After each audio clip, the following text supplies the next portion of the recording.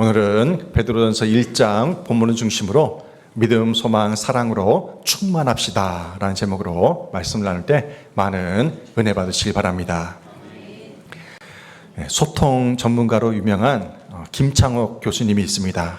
김창옥 교수가 허리 디스크 수술을 받고 병원에서 퇴원을 할 때 의사가 권면하기를 헬스장에 가가지고 PT를 개인적으로 레슨을 받아서 허리 강화 훈련을 하라고 그렇게 조언을 받았다고 합니다. 그래서 헬스장에 가가지고 트레이너를 끼고 이제 허리 강화 훈련을 하려고 하는데, 이 트레이너가 무엇을 시키냐면요, 아령 2개를 들고 이제 12개를 이렇게 들어 올리라고 그렇게 지시를 합니다. 근데 이 허리 디스크 수술하니까 구부리지도 못하고 힘을 주기가 힘들잖아요. 그런데도 그 무거운 아령을 12개를 하래요. 12개를. 한 개를 들어 올리는데 허리가 아파서 도저히 못 들겠더래요. 그래서 나 못하겠습니다 하니까 트레이너가 하는 말이, 할 수 있어요. 하세요. 목소리를 깔면서 그렇게 하니까 그래도 해봤대요. 근데 도저히 못하겠는 거예요. 아파서. 못하겠어요 하니까 또다시 얘기합니다. 트레이너가, 제가 보조해 줄 테니까 해보세요. 그렇게 해서 이제 눈물을 머금고 허리는 아픈데 12개를 겨우겨우 땀 흘리면서 했어요. 완료를 했습니다. 그러니까 트레이너가 김창욱 교수에게 이렇게 말하더래요. 자기는 회원님의 팔을 그냥 받쳐주기만 했다는 거예요. 모든 것을, 그 12개를 회원님이 한 거라고, 해낸 거라고 그렇게 이야기를 합니다. 그래서 중요한 말을 하는데요, 많은 사람들이 한계점에 다다랐을 때 대부분 포기한다는 거예요. 근데 그 한계점에 다다랐을 때 한두 개를 더 해야 성장한다고 그렇게 말을 합니다. 한계에 다다른 순간 한 번 더 시도하는 것이 성장하는 시작이 된다는 것입니다. 이 트레이너의 역할은 회원들이 그 한계점에 다다랐을 때 한두 개를 더 할 때 옆에서 보조해주는 역할을 하는 거예요. 사고에 처할까 봐. 그 한두 개를 더하는 순간 위험에 처하는 경우가 많기 때문에 그렇습니다. 힘들고 어려울 때 나 혼자 이겨내려고 하면 무너지기가 쉽습니다. 하지만 누군가 곁에 있어주면 큰 힘이 된다는 것을 알 수가 있어요. 올해부터 교우들과 함께 자전거 라이딩을 시작했습니다. 우리 덕성리 마을이요, 자전거 타기 참 좋습니다. 코스가 어떻게 되냐면 우리 교회 마당에서 저기 송전 다리까지 가요. 거기서 한 타임 쉬고 또 송전 다리에서 이제 윗마을 굴다리까지 신호등까지 와서 거기서 또 한번 쉽니다. 그리고 그 신호등에서 산업단지 정상까지 그 오르막길을 올라가요. 굉장히 힘든 코스입니다. 거기서 이제 산비올에 있는 저 언덕에 있는 덕카페까지 올라가면, 그래서 교회로 돌아오면 그게 하나의 코스가 돼요. 근데 처음에 자전거를 타는데 산업단지까지 올라오는 그 길이 굉장히 힘들어요. 눈으로 보기에는 그렇게 경사가 없는 것처럼 보이는데 차를 타면 굉장히 편하게 올라가죠.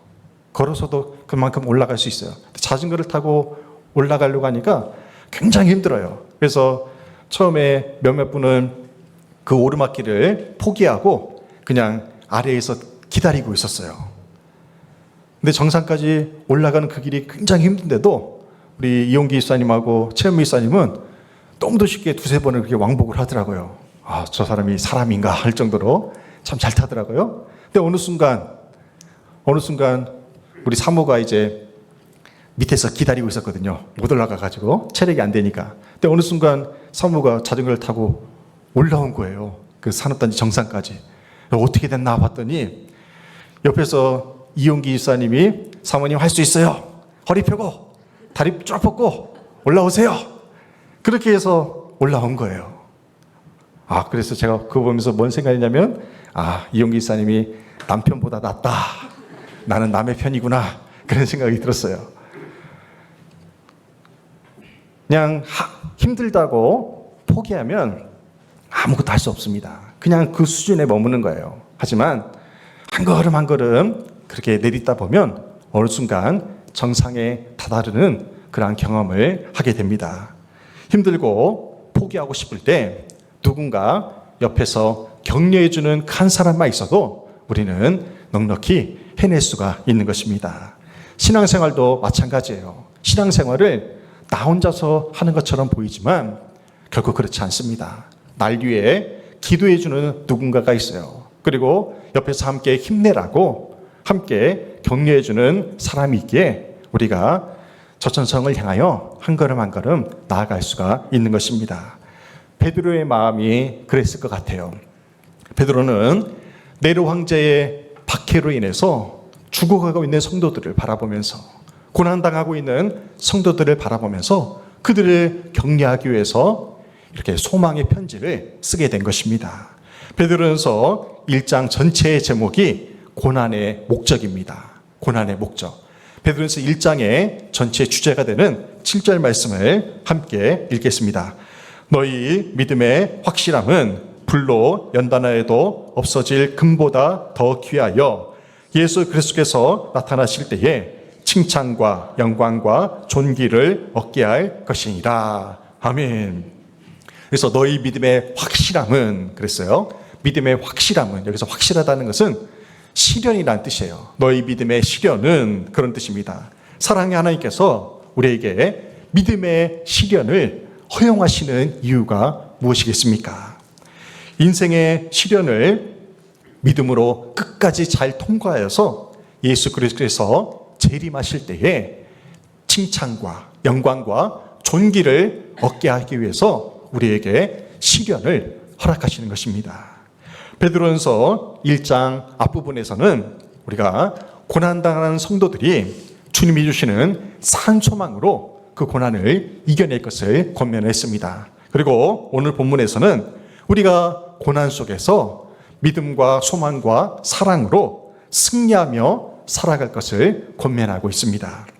이 시간에는 베드로 사도가 고난을 이겨내는 방법으로 제시한 믿음의 생활과 또한 사랑의 생활을 살펴보면서 은혜를 나누고자 합니다. 첫째로 믿음의 삶입니다. 믿음의 삶. 베드로전서 1장 21절에서 이렇게 말씀해요.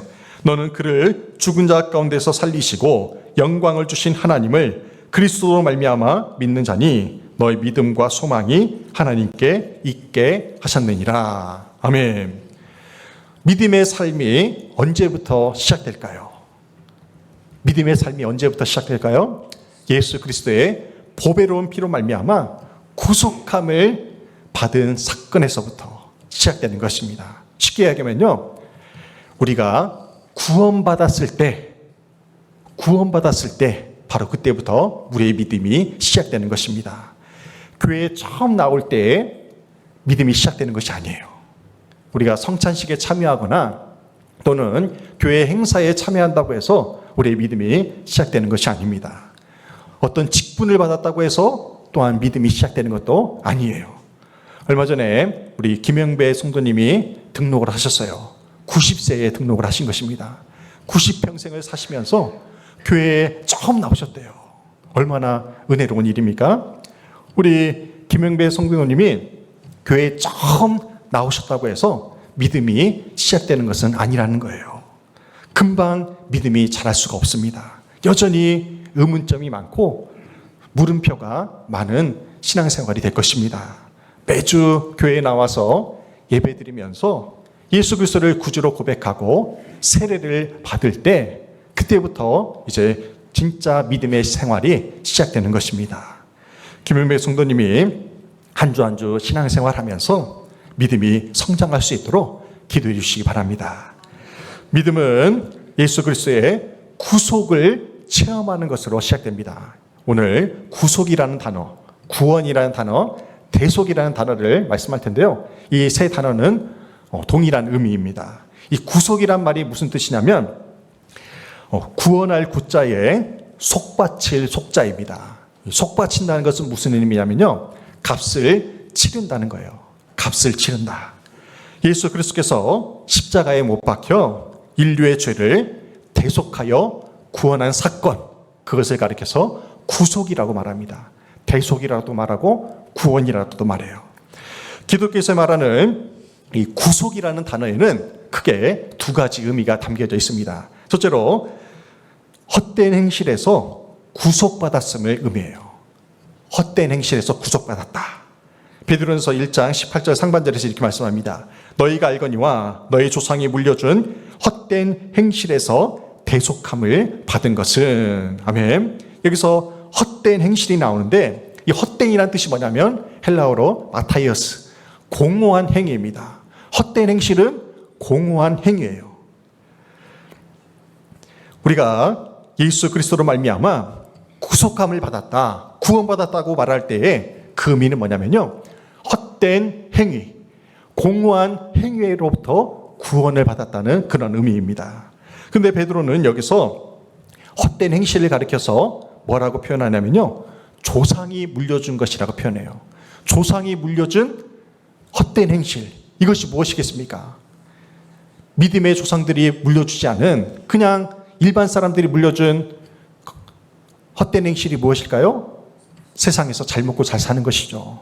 복 받아라, 돈 많이 벌고 건강하고 그렇게 잘 먹고 잘 살아라. 그것이 조상들이 물려준 헛된 행실이 되는 것입니다. 하지만 우리가 예수 그리스도로 말미암아 구속함을 받는 순간 우리는 헛된 행실을 버리고 참된 행복을 누리며 살아갈 수가 있습니다. 그런데 그리스 신화에 나오는 시지푸스의 신화를 들어보셨을 거예요. 시지푸스 신화. 이 시지푸스는 고린도라는 도시를 건설한 왕이었어요. 영원한 죄수의 화신으로 불리웁니다. 왜 이가 시지푸스가 영원한 죄수의 화신이 되었을까요? 이 시지푸스는 평소에 욕심이 많고 또 속이기를 좋아했대요. 그리고 여행객이나 방랑자들을 서심없이 살인하는 그러한 행위를 저질렀던 것입니다. 그의 지상에 있을 때의 행위로 말미암아 저승에 가가지고 큰 형벌을 받게 되는데요. 그 형벌이 뭐냐면 저 사진에 나온 것처럼 커다란 바위를 언덕 위로 끌어올리는 그러한 형벌을 받게 된 거예요. 열심히 땀을 내서 바위를 언덕까지, 정상까지 올립니다. 그런데 그 돌이 정상에서 아래로 굴러 떨어져요. 그러면 또다시 내려가서 그 바위를 굴려 올려요. 이것을 저승에서 평생을 하게 되었다는 것입니다. 지금도 아마 굴리고 있을 거예요. 저런 형벌을 받게 된 거예요. 인간의 헛된 행실이 시지푸스가 형벌로 인해서 큰 돌을 언덕 위로 오르락 내리락 하는 그러한 일과 마찬가지라는 것입니다. 매일매일 열심히 땀 흘려 우리가 일을 합니다. 언덕 위로 돌을 올리듯이 열심히 아침부터 저녁까지 땀 흘려 일을 해요. 그런데요, 예수 안에서 이루어지지 않는 열심은 이러한 헛된 행위일 뿐이라는 거예요. 예수 없는 열심은 다람쥐 쳇바퀴 돌듯이 항상 그 자리에서 맴돕니다. 그리고 밑빠진 독에 물 붓듯이 항상 마이너스의 삶을 살아갈 수밖에 없다는 거예요. 우리는 예수 그리스도를 믿음으로 말미암아 더 이상 이러한 헛된 행실을 쫓아 살지 않게 되었습니다. 예수 그리스도를 믿음으로 우리는 역설적인 삶을 살아갑니다. 어떠한 역설이 있습니까? 무명한 자 같으나 우리는 유명한 자로 살아가요. 가난한 자 같으나 부유한 자로 살아갑니다. 아무것도 없는 것 같으나 모든 것을 가진 자로 살아가요. 그리고 시험을 받으나 기뻐하는 삶을 살아가는 것, 그것이 하나님이 우리에게 주시는 역설의 은혜인 것입니다. 우리가 믿음의 삶을 살게 되었다는 것은 이러한 헛된 행실로부터 구원을 받았다는 것을 의미합니다. 두 번째로 우리가 구속을 받았다는 것은 노예 상태에서 풀려났다는 것을 의미합니다. 노예 상태에서 해방되었다는 것을 의미해요. 신약 성경에서는 이 구속이라는 단어가 세 가지의 의미가 있습니다. 세 가지의 의미의 구속이라는 의미가 있어요. 첫째는 아고라조예요. 아고라조. 이 아고라조는 시장에 들어간다는 의미입니다. 시장에 들어간다. 여러분들 유럽이나 어디에 여행 가시면 아고라라는 곳을 말을 많이 듣는데 이 아고라가 시장이라는 뜻이에요. 그래서 아고라조 하면 헬라어로 그리스 말로 시장에 들어간다, 그런 의미입니다. 시장에 뭐하러 들어가냐면요, 구속이란 단어는 노예를 사기 위해서 시장에 들어간다는 의미입니다. 베드로가 사역할 당시에 이 로마 시내에, 로마에 노예가 얼마나 많이 있었냐면요, 무려 5천만 명 이상 있었대요. 5천만 명. 우리나라 전체 인구만한 인구가, 사람들이 노예로 끌려온 거예요. 노예로. 이 로마에는 그래서 거대한 노예 시장이 열리는 것입니다. 노예를 사기 위해서 로마 시민들이 돈을 들고 시장에 들어가는 거예요. 그것을 가리켜서 아고라조라고 표현합니다. 두 번째 의미는 뭐냐면 엑사그라조입니다. 엑사그라조. 이것은 대가를 지불하고 노예를 산다는 뜻이에요. 값비싼 지불을 하고 노예 시장에서 끌어낸다는 뜻이에요. 근데 세 번째 의미가 중요한데요, 이 루트로라는 뜻입니다. 루트로. 이 루트로는 노예를 자유케 하기 위해서 대가를 지불하고 사는 거예요. 엑사그라조와 루트로의 차이가 있죠. 엑사그라조는 그냥 내가 값을 지불하고 노예를 사서 내 종으로 부리는 거예요. 그런데요, 루트로는 어떤 의미입니까? 내가 값비싼 돈을 지불하고 노예를 사가지고 그 종을 자유케 풀어주는 거예요. 이것이 루트로예요. 하나님이 우리를 구속하신 은혜가 바로 이거예요. 값비싼 대가를 지불하고 우리를 샀어요. 그런데 우리를 다시 자유케 풀어주셨다는 것입니다. 이것이 바로 루트로, 구속의 의미라는 것입니다. 인간이 살아가는 세상은 노예시장이라 할 수가 있습니다. 왜 노예시장입니까? 요한복음 8장 34절 하반절에 이렇게 말씀해요. 죄를 범하는 자마다 누구의 종이라고요? 죄의 종이라. 죄의 종이라. 여러분들 죄 없습니까? 세상 사람들 죄 안 짓고 살아갑니까? 하루에도 수십 번씩 우리는 죄를 짓고 살아가요. 마음으로 미워한 것도 죄라고 있어요. 불평하고 원망하는 것도 죄입니다. 이렇게 우리가 죄를 범하는 자마다 죄의 종으로서 세상은 이렇게 노예시장으로 그렇게 열린 것입니다. 세상 사람들은 세상에서 자유롭게 살고 있다고 착각을 합니다. 하지만 하나님 보시기에 인간은 죄의 노예로 살고 있는 것입니다.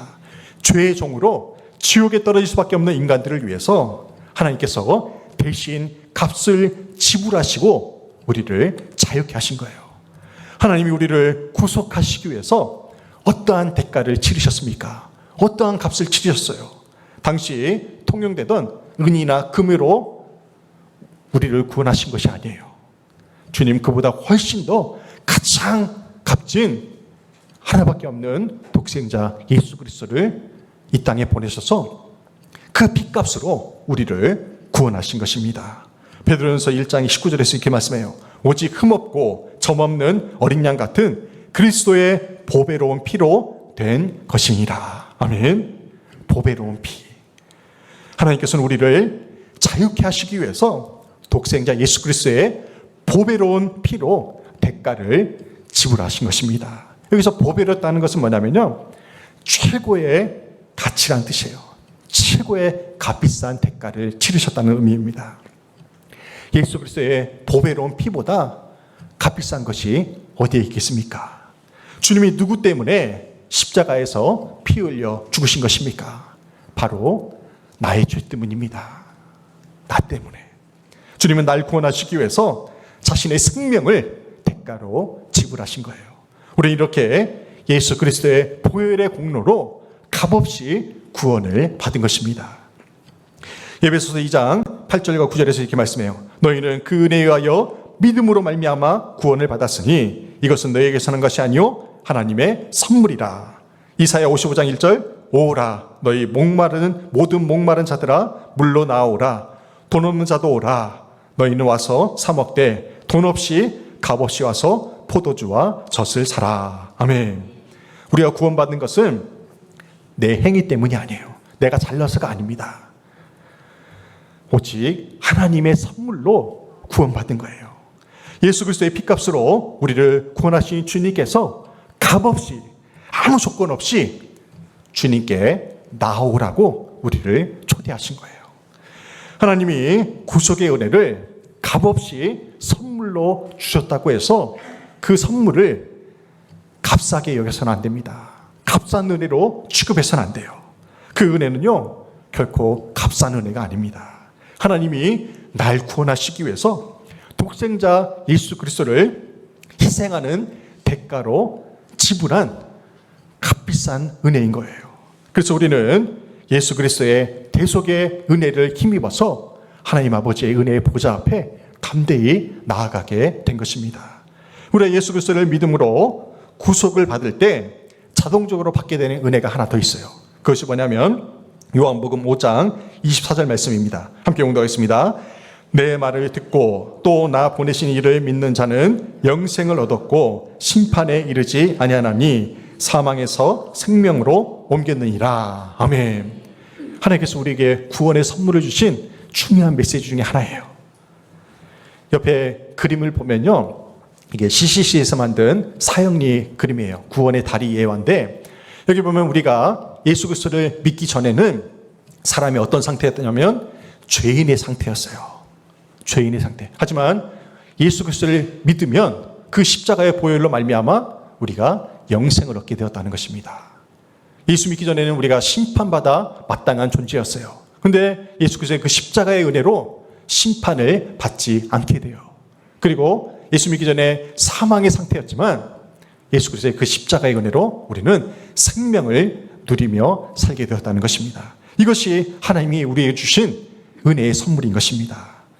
우리가 요즘 즐겨 부르는 찬양을 많이 작사 작곡한 송경민 목사님이 계세요. 송경민 목사님. 여자분일까요? 남자분일까요? 이름만 보면 여자분 같아요. 네, 남자 목사님이세요. 이 송경민 목사님이 작사 작곡한 유명한 찬양들이 많아요. 은혜 알죠? 은혜? 내가 누려왔던 모든 것들이, 이 찬양을 송경민 목사님이 작사 작곡한 거예요. 또 행복. 화려하지 않아도, 이 찬양을 송경민 목사님이 작사 작곡한 거예요. 또 감사라는 찬양도 있죠. 그리고 오늘 말씀에 부를 충만이라는 찬양도 송경민 목사님이 작사 작곡한 거예요. 이 송경민 목사님이 유명하지 않은 시절에 이 충만이라는 가사를 쓰면서 그 가사를 컴퓨터 모니터에다 붙여놓고 있었대요. 그래서 계속해서 수정하는 작업을 하고 있을 때 어떤 지인이 집을 방문한 거예요. 처음 오는 지인이었어요. 그래서 지인이 처음 오니까 이제 집을 구경시켜줬죠. 그래서 그 지인이 집을 자세히 훑어보더래요. 그러고 나서 아래로 내려가서 이제 담소를 나누면서 그 지인이 집으로 돌아갔어요. 그리고 그 다음날 아침이 되었는데, 아침에 일어나 보니까 핸드폰에서 난리가 나는 거예요. 띵동 자꾸 메시지가 오는 거예요. 무슨 메시지냐면요, 카드에서 카드값 나가는 소리가 나는 거예요. 카드 긁는 소리가 나는 거예요. 지금 집에 아내도 있고 어머니도 같이 다 있는데 카드에서 돈 빠져나가는 소리가 계속해서 들리니까 당황을 한 것이죠. 그래서 어디서 나가는 소린가 하고 여차여차히 확인해 보니까요, 어제 방문했던 그 지인이 지갑을 훔쳐간 거예요. 그래서 그 통장 안에 있는 돈이 물쓰듯이 그렇게 빠져나간 것입니다. 얼마나 당황했겠습니까? 그 통장 안에요, 공금이 들어있었어요. 생활비에, 월세에, 학자금 대출 받은 거, 나가는 거. 한 달에 나갈 돈이 엄청나게 많은데 그 돈들이 계속해서 빠져나가는 거예요. 얼마나 마음이 원통하겠습니까? 그 얘기를 들은 어머니와 아내가 소리 없이 눈물을 흘리더래요. 우리 어떻게 살아야 되냐고. 그렇게 원통하게 눈물을 흘리고 있었습니다. 이 송경민 목사님도 너무너무 마음이 괴로워가지고 2층으로 올라갔대요. 작업실로 올라가가지고 기도를 하고 싶은데 기도조차 나오지 않고 하소연만 나오는 거예요. 하나님, 저 이제 어떻게 삽니까? 어떻게 한 달을 버팁니까? 그렇게 하소연하고 있을 때 컴퓨터 모니터에 붙여놓은 그 충만이라는 자기가 작사한 그 찬양의 가사가 눈에 들어오더래요. 그 가사가 이래요. 난 예수로 충만하네. 세상 모든 풍파도 두렵지 않네. 영원한 왕 내 안에 살아계시네. 이 찬양의 가사가 눈에 들어오는데요, 가사가 마음에 와닿지 않더래요. 그때 하나님이 그런 마음을 주시더래요. 이렇게 질문하시더래요. 하나님이, 경민아, 너 이렇게 아무것도 없을 때도 예수로 충만하다고 고백할 수 있겠니? 세상 물질을 잃어버렸어도, 배신을 당했어도 예수로 충만하다고 고백할 수 있겠니? 이 가사가 진실된 너의 고백이 될 수 있겠니? 이렇게 주님이 물어보시더래요. 송영훈 목사는 그 자리에서 회개 기도를 드렸다고 합니다. 세상 물질을 잃어버렸어도 예수로 충만하겠다고 그렇게 믿음으로 고백하고 나니까요, 하나님이 남모르게 주시는 그 은혜가 밀려오더래요. 그러면서 그 잃어버린 지갑이 더 이상 문제가 되지 않더래요. 그러면서 이 충만이라는 찬양의 가사를 마무리할 수 있게 되었고, 이 찬양이 많은 사람들에게 그렇게 은혜로 다가오게 된 것입니다. 고난 앞에서 우리의 진짜 믿음이 드러나게 됩니다. 고난이 다가올 때 날 위해 피 흘려 죽으신 예수 그리스도로 충만하기만 하면 넉넉히 이길 수 있다는 사실을 기억하시길 바랍니다. 세상이 나를 억울하게 한다 할지라도, 하는 일이 잘 안 되고 문제투성일지라도 내 안에 살아계신 예수 그리스도를 믿음으로 말미암아 넉넉히 승리하는 저희 여러분 되시기를 주님의 이름으로 축원합니다. 두 번째는 사랑의 삶입니다. 사랑의 삶. 베드로전서 1장 22절에서 이렇게 말씀합니다. 너희가 진리를 순종함으로 너희 영혼을 깨끗하게 하여 거짓이 없이 형제를 사랑하게 이르렀으니 마음으로 뜨겁게 서로 사랑하라. 아멘. 베드로 사도가 제시하는 고난을 이겨내는 두 번째 방법은 마음으로 뜨겁게 서로 사랑하라는 것입니다. 우리는 하나님의 아들 예수 그리스도를 믿음으로 말미암아 주님 안에서 한 형제 자매가 되었습니다. 그래서 우리가 주일이 되면 주님의 이름으로 평안을 빌면서 서로의 삶을 축복해 주잖아요. 주님 안에서 한 형제 자매이기 때문에 그렇습니다. 22절 말씀을 통해서 우리가 하나님의 자녀가 되었다는 두 가지 증거를 알 수가 있습니다. 내가 하나님의 자녀가 되었다는 첫 번째 증거는 뭐냐면요, 진리를 순종하는 거예요. 진리가 무엇입니까? 하나님의 말씀이에요. 그리고 말씀이 육신이 되어 이 땅에 오신 예수 그리스도께서 진리인 것입니다. 우리는 예수 그리스도를 믿음으로 하나님의 말씀을 순종합니다. 그렇다면 내가 하나님의 자녀가 되었다는 증거가 되는 거예요. 두 번째는 뭐냐면 내가 마음으로 형제 자매를 뜨겁게 사랑하고 있다면 내가 하나님의 자녀가 되었다는 증거가 되는 것입니다. 내가 예수 그리스도를 믿고 거듭난 사람이 되었는가, 새롭게 태어난 사람이 되었는가 확인하는 첫 번째 방법이 뭐라고요? 내가 말씀에 순종하는가. 우리가 주일이면 하나님의 말씀을 듣습니다. 그 말씀을 받고 가슴을 치며 회개하는 일이 일어난다면 나는 거듭난 사람이에요. 그 말씀을 붙잡고 한 주간도 그 말씀대로 살고자 씨름한다면 나는 새롭게 태어난 하나님의 사람이 되었다는 것입니다. 또한 우리는 하나님의 말씀에 순종하며 살아야 되고, 그리고 우리 이웃을 내 몸과 같이 사랑하는 그러한 일을 통해서 하나님의 자녀로 살아가는 것입니다. 우리가 예수 그리스도를 구주로 영접하고 성령 안에서 거듭난 순간부터 우리는 진리의 말씀에 순종하고자 합니다. 그것이 바로 우리가 하나님의 자녀가 되었다는 증거가 돼요. 오늘 본문 22절 말씀을 다시 한번 함께 봉독하겠습니다. 너희가 진리를 순종함으로 너희 영혼을 깨끗하게 하여 거짓이 없이 형제를 사랑하기에 이르렀으니 마음으로 뜨겁게 서로 사랑하라. 아멘. 이 22절에는 사랑이라는 단어가 두 번 나옵니다. 먼저 나오는 형제를 사랑하기에, 이 먼저 나온 사랑은 뜻은 뭐냐면 헬라어로 필로스입니다. 필로스. 이 필로스는 형제 간의 사랑이에요. 그리고 나중에 나오는 사랑하라는 뭐냐면요, 에로스가 아니라 아가페적인 사랑이에요. 아가페. 이 아가페는 하나님의 절대적인 사랑입니다. 하나님 아버지의 무조건적인 사랑, 그 사랑이 아가페적인 사랑이에요. 이 말씀은 우리가 형제를 사랑하는 필로스적 사랑으로 시작해서 하나님이 주시는 절대적인 사랑인 아가페적인 사랑까지 우리의 사랑이 다달아야 한다는 것을 우리에게 가르쳐 주는 것입니다. 베드로 사도가 어떻게 사랑하라고 우리에게 권면합니까? 마음으로 뜨겁게 서로 사랑하라고 권면을 해요. 여기서 뜨겁게라는 뜻이 뭐냐면요, 모든 열정을 다하여 사랑하는 것입니다. 사랑에는 노력이 필요하다는 거예요. 노력. 아무것도 하지 않으면서 말로만 내가 당신을 사랑합니다, 그것은 거짓말하는 거라는 것이죠. 우리가 누군가를 사랑한다고 말할 때에는 수고가 있어야 한다는 것입니다.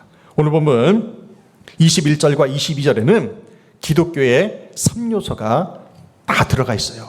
기독교의 3요소가 무엇입니까? 따라해 보겠습니다. 믿음, 소망, 사랑. 믿음, 소망, 사랑이 기독교의 3요소인데요. 오늘 본문 말씀에 이 세 가지 요소가 다 들어있어요. 그만큼 중요하다는 것이죠. 결과적으로 베드로 사도는 고난 중에 있는 성도들에게 믿음과 소망과 사랑으로 서로 사랑하며 살아갈 것을 그렇게 권면합니다. 데살로니가전서 1장 3절 말씀을 함께 봉독하겠습니다. 너희의 믿음의 역사와 사랑의 수고와 우리 주 예수 그리스도에 대한 소망의 인내를 우리 하나님 아버지 앞에서 끊임없이 기억함이니. 아멘. 믿음과 소망과 사랑으로 살라고 권면할 때 그것이 어떻게 드러나는지를 설명하고 있어요. 믿음은 역사로 증명이 됩니다. 이 역사는 히스토리가 아니에요. 역사는요, 외적인 행실에서 나오는 능력입니다. 우리가 믿음이 있다고 한다면 그 믿음을 가지고 외적으로 행해야 돼요. 하나님의 사랑을 행해야 됩니다. 그것이 믿음의 역사예요. 믿음은 역사로 증거됩니다. 소망은 무엇으로, 사랑은 무엇으로 증명이 됩니까? 사랑은 수고로 나타나요. 수고. 선한 일을 또 엄청난 노력이 기울어진 수고로 나타납니다. 소망은 무엇으로 증명되냐면요, 예수 그리스도의 재림을 기다리는 신앙, 그리고 장차 우리가 천국에 갔을 때 하나님께 받을 상급을 기대하는 그 인내로 드러나게 된다는 것입니다. 소망에 대한 인내가 없으면요, 중도에 포기해버려요. 하나님의 품을 떠나버립니다. 그러한 자들에게 어떻게 하나님의 상급이 주어질 수가 있겠습니까? 베드로전서 1장에서는 박해와 고난을 당하고 있는 성도들에게 어떻게 살아야 할지를 가르쳐 줍니다. 성도들이 고난 중에 믿음과 소망과 사랑으로 살아가라고 권면합니다. 그리고 마음으로 뜨겁게 서로 사랑하며 살 것을 권면하고 있어요.